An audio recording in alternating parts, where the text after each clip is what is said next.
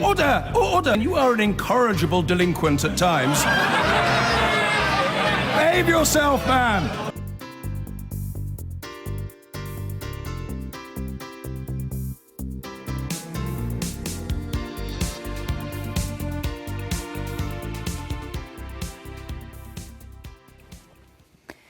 The man accused of crashing a van into Muslim worshippers outside a mosque in North London has said the driver was not caught on CCTV because he is an illusionist. Darren Osborne, who's 48, denies murder and attempted murder, saying a man called Dave was driving. He told Woolwich Crown Court he could not explain why that man was never seen, arguing that perhaps he could make himself vanish. The man accused of carrying out the Finsbury Park terror attack made an extraordinary claim at his trial today. Darren Osborne still insists someone called Dave was driving the van involved in the alleged attack outside a mosque. Today, though, he said that man could make himself vanish like a magician. Paul Davis was in court. Darren Osborne spent a second day in the dock talking about the alleged accomplice only he seems to have seen. And yet he still insists when the van he hired drove onto the pavement into a crowd of Muslims, it wasn't him at the wheel, but the man he knew only as Dave. Osborne, pictured here in the back of a police van after his arrest, was asked today to explain how this Dave had mysteriously disappeared. Prosecutor Jonathan Rees QC suggested it was because there was no Dave. That was why CCTV and witnesses had only seen Osborne. And Dave may be a funny fella, but he's not a magician, is he? He asked. He's like Dynamo, an illusion, an illusionist. He can make himself vanish, perhaps. I don't know, Osborne replied. The prosecution say Osborne, here in his local pub the day before the attack, acted alone. Again and again they questioned Dave's existence. He's a fabrication, isn't he? Made up to get you off the hook. It's an absurd account, isn't it? No, it's not, Darren Osborne replied. Towards the end of his cross-examination, Darren Osborne was asked about the state of his mental health at the time. He became more animated. I wouldn't suggest I'm mad, he said, just angry. Referring to grooming in Rochdale and Rotherham, he said, our children were getting raped, no Muslims were getting raped, just white girls. That's what made me angry. Osborne was told the court wasn't a soapbox for his views.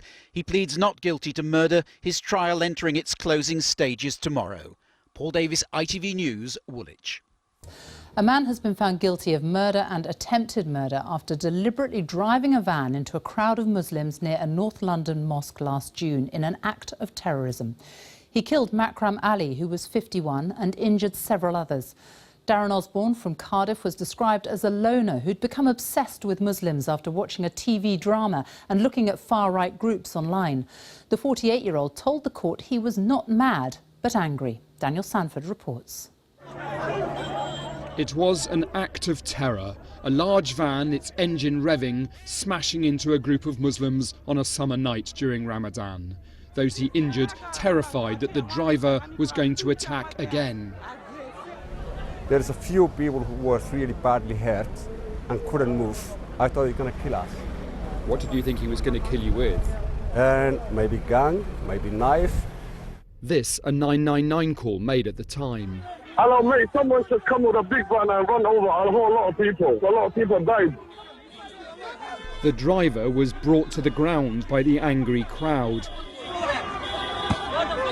The local imam urging them not to hurt him. When the police arrested Darren Osborne, he waved as he was taken away. Quiet vigils, part and parcel of living in a big city. Later at the police station, he ranted about previous terror attacks and Muslims, saying, have some of that, have some of your own, at least I had a proper go. At almost exactly that time, 51-year-old Makram Ali was declared dead at the scene. He'd been crushed by the van. Darren Osborne's route to murderous hate seems to have begun with a BBC drama last May about a Pakistani grooming gang in Rochdale. I buy you things and you give me things. His rage was further fuelled by last year's attacks in London and Manchester. In the fortnight before his attack, he started following this man, Tommy Robinson, and other anti-Islam activists on social media. Osborne received a group email in Robinson's name saying, "There's a nation within a nation forming beneath the surface of the UK. It's a nation built on hatred, on violence and on Islam." Detectives believe material like this had had a powerful effect on Osborne. People around him described it as having a major impact on him, brainwashing him, and as a result we believe that was, if you like, part of the main driver for why he carried out this attack. But Tommy Robinson accepts no responsibility. You don't think that there's a chance that somehow the way you were talking about that was inflaming hatred and driving people like Darren Osborne to violence? No. Zero chance, no. On Saturday, June the 17th, Darren Osborne decided to act and went to hire a large box van. And that evening, he was recorded in a pub in Cardiff, writing a hate-filled note, later found by police in the van. When I caught my attention when he shouted...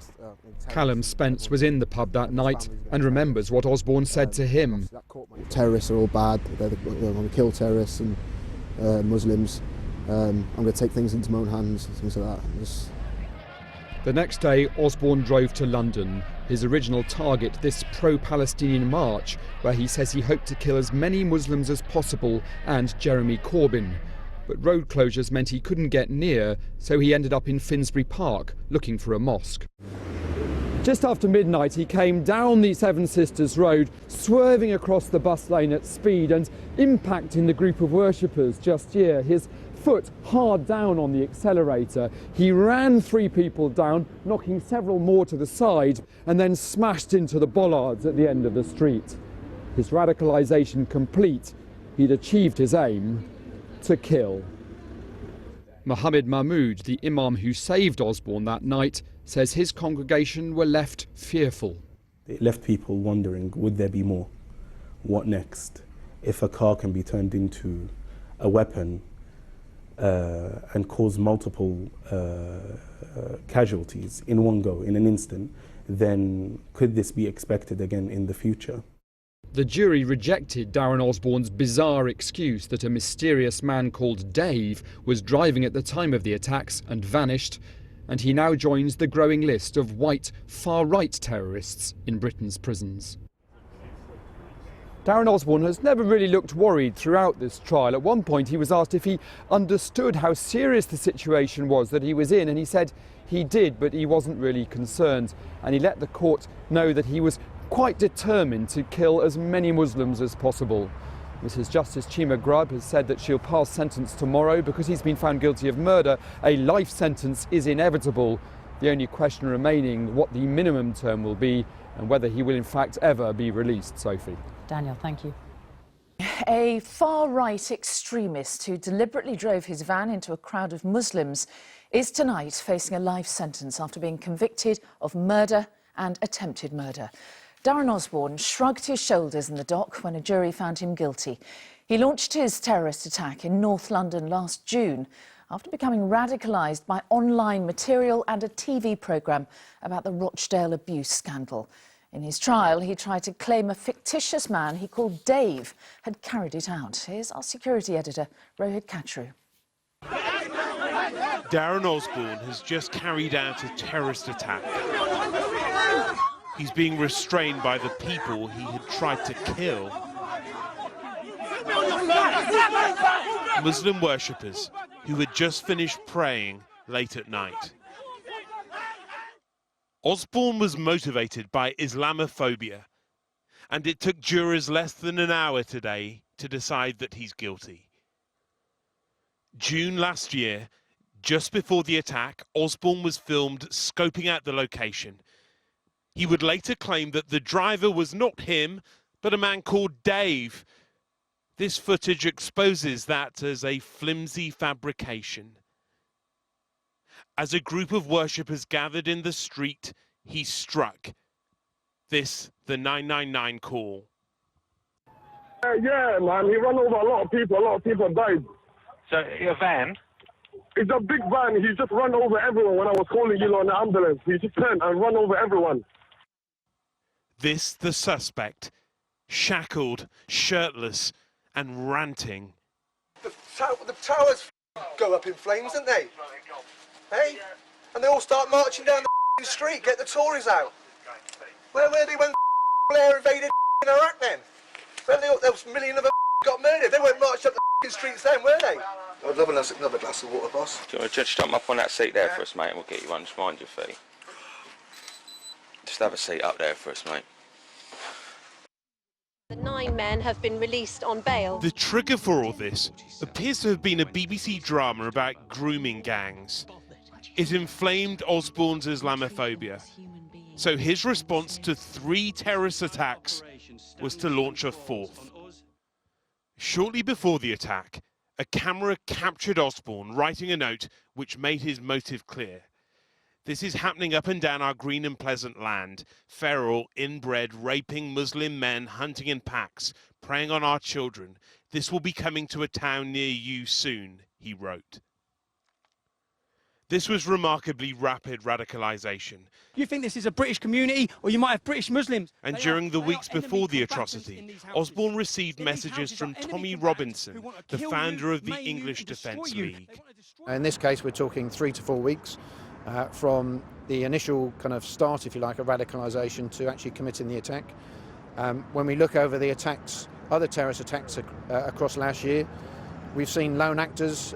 Also, we've seen lone actors who have also accessed material online and become radicalised. Makram Ali lost his life to that hatred. He had just left a mosque after Ramadan prayers. I was so happy finishing my fasting, finishing my night prayer. When he collapsed outside, Yasin Hirsi was first to help.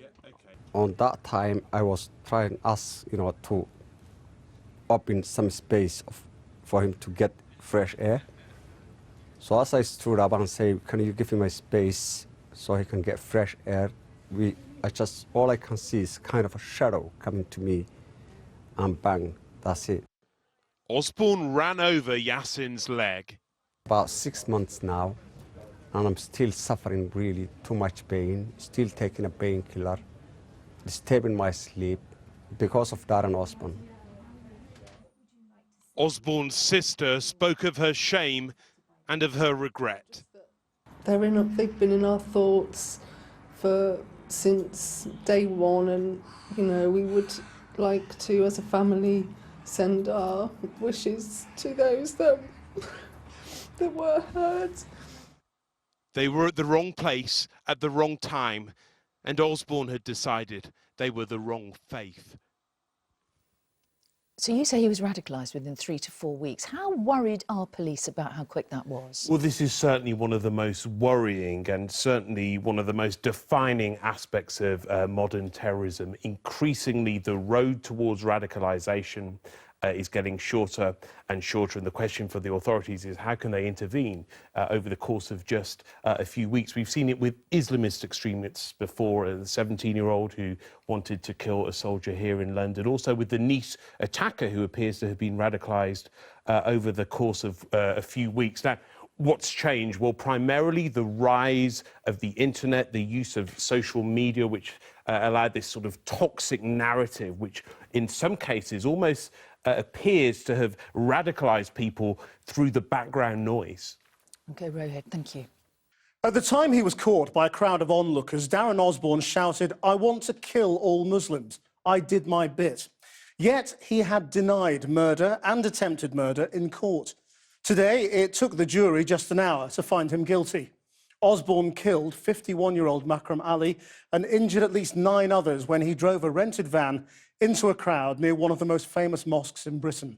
The trial revealed how he'd apparently been radicalised and gone from being a man described as an unpredictable loner to a violent extremist in a matter of weeks. Porrick O'Brien is in Finsbury Park tonight. Krish, the tendency on the day of a verdict like this is for the focus to be on the perpetrator, understandably, and we will come to that. But before we do, just a few words about the heroism surrounding the reaction to that attack on that night back in June, just across the road from me. There were a number of acts of terrorism that the police pointed to us yesterday. First of all, the imam of the mosque down the road, who stepped out into the chaos of that night and made sure that Osborne was unharmed, which meant that he could appear in court, which brought us to the verdict today. And another act of sort of quiet, unassuming heroism. Friends of Makram Ali told us about the man himself and spoke of the quiet heroism of devotion to friends and to family and to faith. Here is the background to today's verdict. It's Ramadan last year. A group of worshippers have just left late prayers at a mosque in Finsbury Park, North London. 51-year-old grandfather Makram Ali collapses on the pavement. People gather to help. One calls 999. He's breathing, yeah. He just got on the floor. He hit his head on a but he's breathing. So what's the phone number you're calling from in case we get cut off? While the person is still on the phone, a white van careers off the street and into the crowd. 075.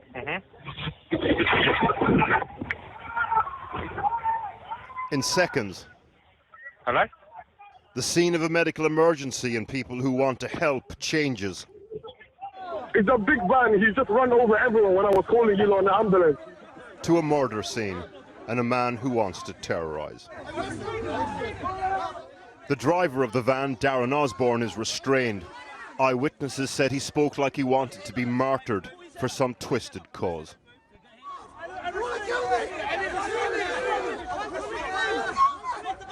The imam at the mosque tries to fend off an angry crowd and let police arrest him unharmed. It's the police here, don't worry. Don't worry. Osborne has murdered Makram Ali, seriously injured many others. As he's bundled into the police van, someone in the crowd speaks for everyone. Why did you do that? Why? Darren Osborne, according to police, was radicalised over a period of just 3 weeks before the attack. A history of alcohol abuse, violence, failed relationships, a life hollowed out, and into the void, venom. What there is a child who's been abused. It started, according to police, with him watching a TV drama about the Rochdale grooming gangs case. Then the terrorist attacks in Manchester and London Bridge. He became obsessed with the online posts of Jada Franson from Britain First and Tommy Robinson, formerly of the EDL. They want to destroy our way of life. On the 17th of June, Osborne hires a van from Pontyclean, about 15 miles from his home in Cardiff. That afternoon, CCTV shows him at a pub near his house. He writes a rambling letter chastising Jeremy Corbyn and London's Mayor Sadiq Khan for not being outraged enough by Islamist terrorism.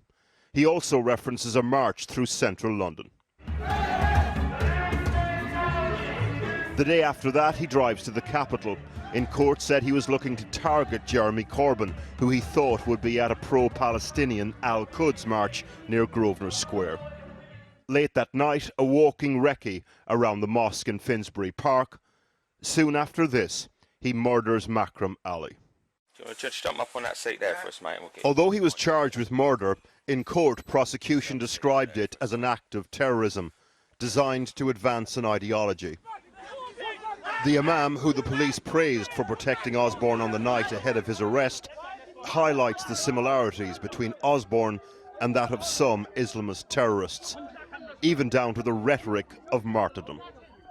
When he was restrained, he was heard saying that he wanted to kill all Muslims. Then afterwards he said, I did my bit, now kill me. So he clearly wanted to be martyred for his cause. But thankfully his wish wasn't granted to him. Other similarities with some other recent terrorist attacks. Rapid radicalisation, a chaotic, dysfunctional personal life, the role of online extremism. Which brings us to the influence of Jada Franson and Tommy Robinson's online posts on Osborne. Extreme right-wing is an emerging threat. And when I look at Osborne in particular and his activities online, yes, he accessed extreme right-wing groups. He followed certain individuals that you've mentioned, and we believe that played a role in his radicalisation. Yassine Hersey's ankles were broken in the ramming attack. He spoke to us about one aspect of the enduring legacy of the night for him: nightmares. The images you see people dying, you see what happened, you see how you were. I mean, the whole picture, the cassette, you keep on playing again and again. So that's never being cleared off your mind, my mind. So I think that's what happened. There is, of course, another legacy story here, that of Makram Ali. Friends described his family to us as close-knit and full of love. His legacy, in other words, far more vivid, far more profound. Porrick O'Brien reporting. Well, I'm joined now from Washington, D.C. by Julia Ebner, who's a research fellow specialising in far-right extremism at the Institute for Strategic Dialogue. One of the things we have to understand is how this man was radicalised from father of four to terrorist. What have we learned from this trial in that it happened so quickly? Yeah. Well, it's quite a common radicalization pathway. I think he illustrated some of the typical signs of would-be terrorists and of terrorists that we've seen on both Islamist extremist side, but also on the far-right extremist side, which is essentially this us against them thinking that he developed within a matter of weeks, really, where a lot of far-right groups tried to exploit some of the very common and sometimes legitimate grievances and fears around terrorist attacks and around grooming scandals. And this is something that, of course, the EDL, the English Defence League, and Britain First and other far-right organizations have really tried to capitalize on. And he carried out, I think, what is the extension of this logic that there is an ongoing or imminent war between Muslims and non-Muslims, a rhetoric that is being supported by these groups. And there were signs of his attitudes, in his life that were heard about in court, and it raises the question of how people are supposed to spot it. How people in those communities are supposed to spot people who are being radicalised and turning into anti-Muslim terrorists.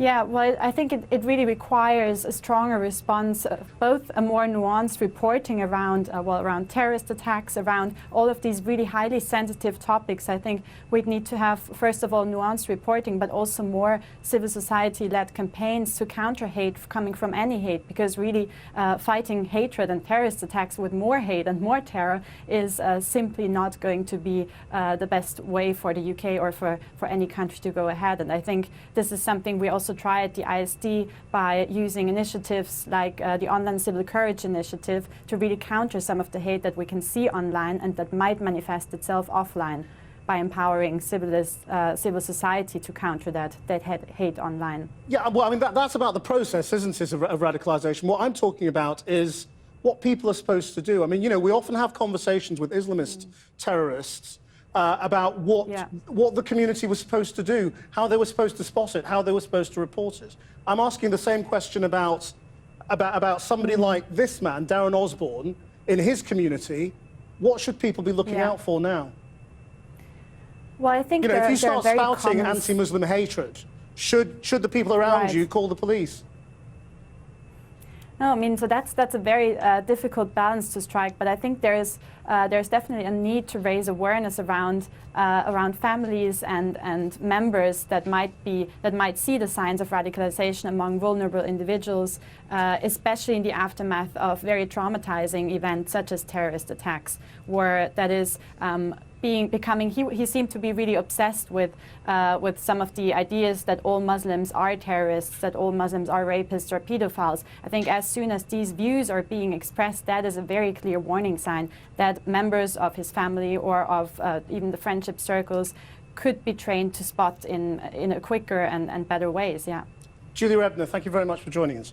Darren Osborne was convicted of murder and attempted murder today after deliberately driving a van at a group of Muslim men near Finsbury Park Mosque in London last June, killing father of 6, Makram Ali, and injuring 9 others.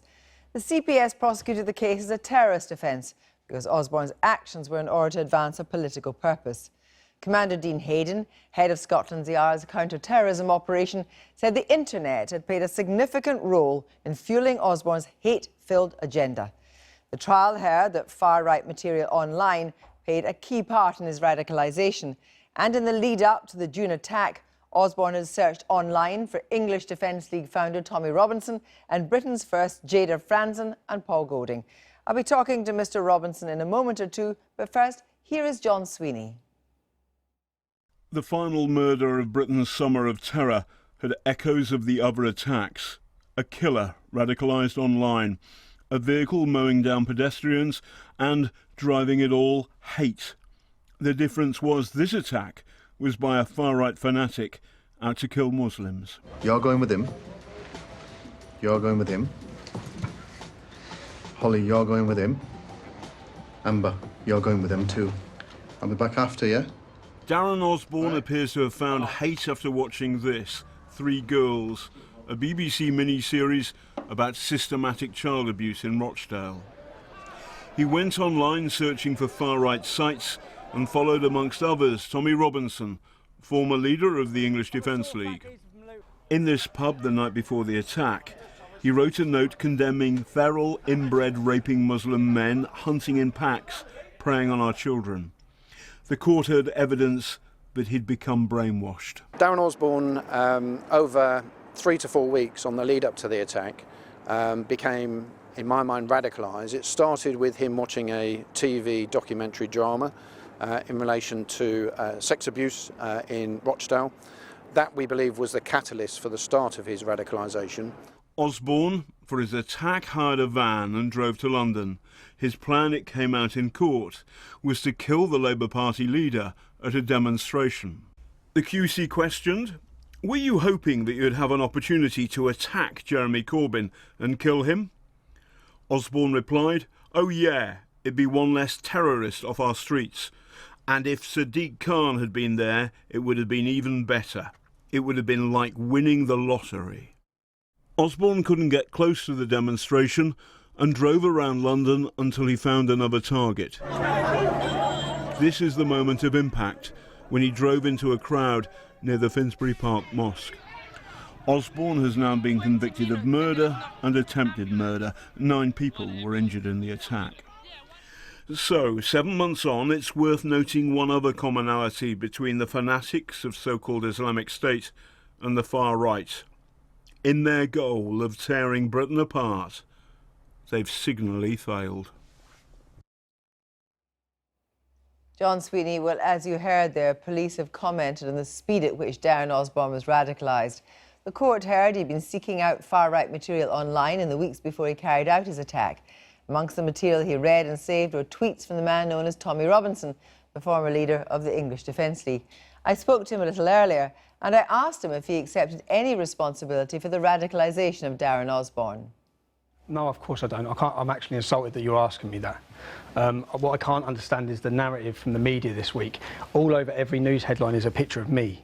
I didn't know this man, I've never met this man, I've never direct messaged this man, which is a lie that's been put out this week on the media.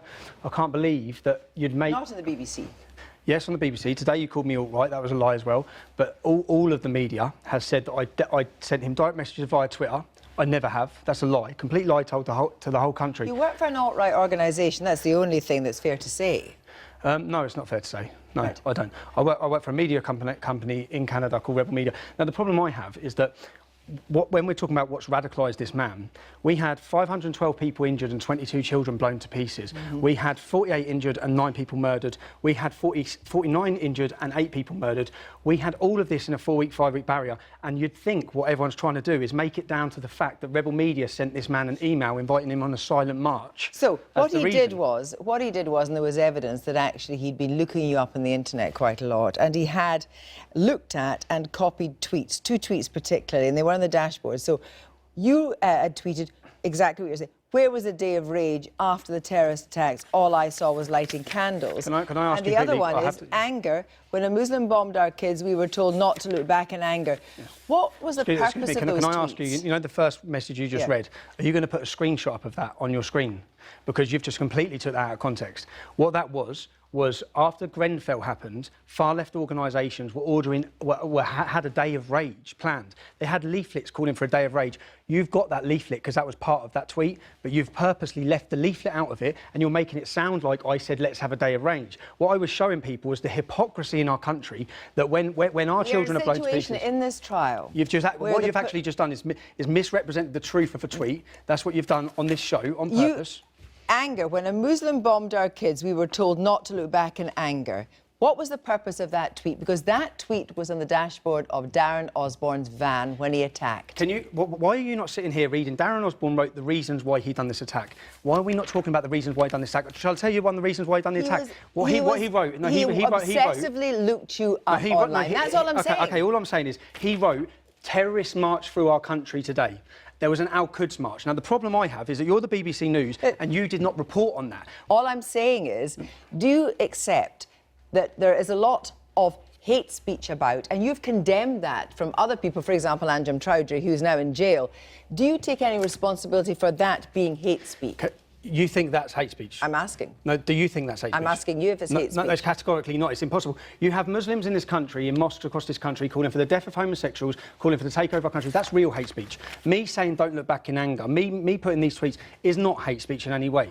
Why do you think that he obsessively looked for you online? Because actually it's the case that you were presenting in a way that encouraged him to take action against people. Absolutely unbelievable that you're saying that. 49 million people watched my videos in that 4-week period. And 193 million people read my tweets. Yeah. The reason why people are searching for me is because I give them the truth, unlike you. You're not giving them the truth. Can I just say, Tommy Robinson, the fact is, after he attacked outside Finsbury Mosque, which he gave you a reason why, he wrote a letter, and in that letter he quoted your tweet. All I'm asking you is, do you have any feeling? He did. Please, for your viewers. It was heard in court. For your viewers, it was heard in court. For your viewers, read what he said. I'll tell you what he said. He quoted Sadiq Khan. He said, just part and parcel of living in a big city. He quoted Jeremy Corbyn. He quoted you. No, he didn't quote me. He did. He quoted you in the tweet. He quoted you in his letter. He quoted that tweet. Please tell me what he quoted that. No, he didn't. Anger when a Muslim bombed our kids, we were told not to look back in anger. Do you know what that was? No, he said don't look back in anger. He didn't say that exact words. He said don't look back in anger. The front page of the Sun newspaper after the Manchester attack was don't look back in anger. He didn't quote me, he quoted the national newspaper. Do you deny that he quoted you in any way? Yes, no, he gave reasons why he done this. So he did quote you? No, he didn't quote me. I can't believe why you're not even looking at the reasons. I can't believe you're not looking at the fact we had 3 massive terrorist attacks. We have 22,000... This is not what this is about. No, this is the reason why he done it. This is about the rise of right-wing extremism and people being radicalised very quickly online, in court. And indeed, the commander of anti-terrorism at the Met said that people are radicalised within 4 weeks. I'm embarrassed for the BBC. We had 3 terrorist attacks in quick succession, and rather than talk about them as a radicalising factor for why this man reacted, he told you why he reacted. You want to put it on the fact. You want to put it on the fact that I report the truth. Excuse me, can I just say, terrorist attacks are appalling. Nobody is doubting that. All I'm saying is. So you don't think the terrorist attacks had anything to do with the reason why he done this? You think it was because You think it's because I said don't look back in anger? Is that what your argument is? I'm asking that there are contributory factors, and he was radicalised online, and the prosecution and the courts and the police said that he obsessively looked at you online and quoted your tweets. That's a fact. No, the fact is, his wife said he was radicalised after your BBC documentary. Do you think what's the difference between the hate speech that you produced and the hate speech that Anjem Chowdhury produces? Why don't you sit the producer of that documentary down here and ask him if he feels responsible? One final question. No, you don't. Is what Darren Osborne did appalling and reprehensible? Of course it is. What sort of silly question is that? He's mowed down innocent people walking down the street. But also, what the BBC is doing is irresponsible and disgusting as a media outlet. Thank you very much indeed. Joining me now is Fiaz Mughal, who founded Measuring Anti-Muslim Attacks, known as Tell Mama, a group which monitors anti-Muslim activity and supports those affected by it. Good evening, Fiaz. Do you think there is growing concern about aggression on the far right? Absolutely. Over the last 5 years, my group has been clearly making the case that there has been enormous amount of anti-Muslim hatred, anti-Muslim material that's been pumped out by groups and individuals and which has been in the online space and easy to find. And the fact is, much of this rhetoric, the issue of calling Muslims generally paedophiles, groomers, people who prey on women, this generalization creates mindsets that sadly we have seen today kill in our streets. And when these are put up online and are clearly offensive, how quickly can you get them down? We can't get them down. The fact of the matter is we've been having these discussions with Twitter and other social media agencies for 6 years. There is a laissez-faire approach by these agencies to do anything to remove material. Their response has been free speech means that counter speech will flood out the negative messages.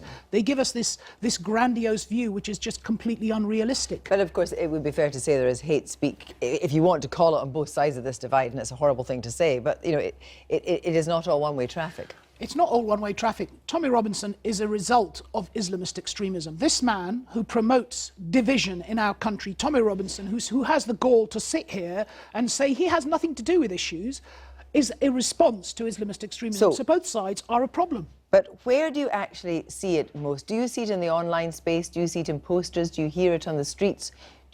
Where do you think it is most pervasive? It is most pervasive in the online space. It is less so on the streets because the EDL's back has been broken, and that was pretty evident in 2012 when they fractured and fragmented 2012, 2013. The online space is toxic. The other problem is social media companies are not providing resource for counter speech.